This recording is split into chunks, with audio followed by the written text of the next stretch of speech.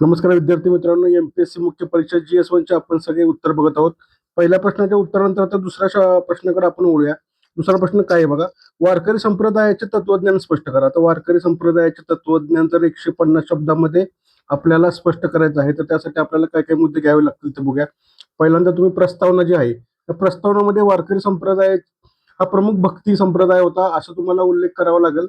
याचबरोबर तुम्हाला संत ज्ञानेश्वर, संत नामदेव यांनी या वारकरी संप्रदायाचा पाया घातला यावर तुम्हाला उल्लेख करता येईल. संत तुकाराम महाराजांचा पण तुम्हाला थोडासा ओझरता उल्लेख करता येईल. आणि त्यानंतर तुम्हाला मुख्य बॉडीकडे लगेच वळायचं, कारण की ते विशेष शब्द आहे. मुख्य बॉडीमध्ये तुम्हाला मानवतावाद. आता याचं आपल्याला मुख्य काय विचारलं त्यांनी, तत्वज्ञान विचारलंय ना, मग त्यामध्ये आपण मानवतावाद मध्ये देऊ शकतो बंधू प्रेम, करुणा, भूतदया वगैरे तुम्ही ह्या मानवतावाद मध्ये देऊ शकताय. कर्मयोग, कर्मावरती विश्वास, कर्मयोग आपला महत्वपूर्ण तुम्ही देऊ शकताय. समता, नामस्मरण, नामस्मरण यामध्ये बघ विठ्ठल, त्यामध्ये विठ्ठलाचा उल्लेख नक्की करा. विठ्ठल, ठीक आहे, विठ्ठलाचा उल्लेख नक्की करा. त्यानंतर मोक्षप्राप्ती, जे काय आपलं ज्ञान अध्यात्म चाललंय ते शेवटी काय मोक्षप्राप्तीसाठी करत आहे, हे त्यांचं एक तत्वज्ञान तुम्ही म्हणू शकता. नैतिक मूल्य तुम्ही सांगू शकता, जे काय समाजामध्ये नैतिक मूल्य, अहंकार नको, सत्य, त्यानंतर नैतिकता थोडीशी यामध्ये आपण उल्लेख करू शकतो.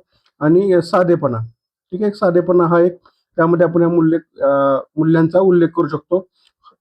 4 ते 5 ओळीमध्ये हे सर्व काही मुद्दे एक एक ओळीमध्ये तुम्ही मांडू शकता.